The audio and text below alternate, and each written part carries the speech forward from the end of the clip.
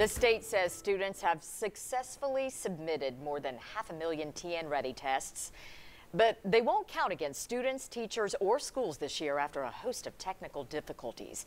And that includes what the state says may have been a deliberate attack on the test system Tuesday morning. We have heard from hundreds of you online with concerns about that testing. We'd like to hear what you think again about the future of that test.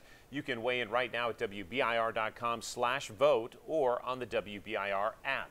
10 News reporter Luis Fernandez joins us now with the answers to some of your questions. Luis? Robin, John, so much has happened this week with TNReady testing, and it's a confusing topic. So we went through your comments on TNReady and went to state and county officials for answers for what is next for students, teachers, and parents.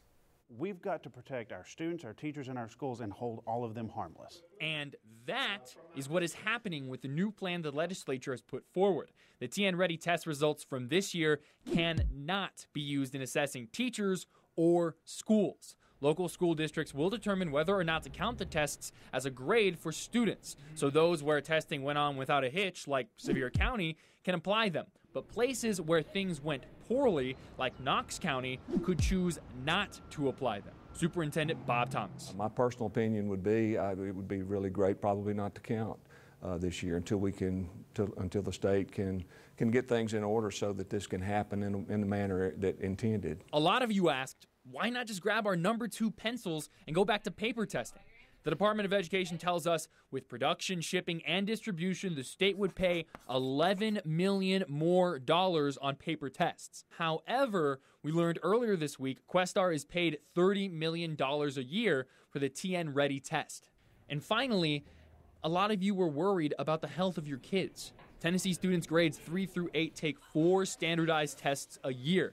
And for high schoolers, well, it depends on what classes they take. Dr. Susan Kohler is a psychologist working with kids. She says student stress continues to rise, and the focus on standardized testing is a part of it. Instead of focusing on what they're learning and being enthusiastic about what they're learning, they're focusing on, now what do I have to know for the test?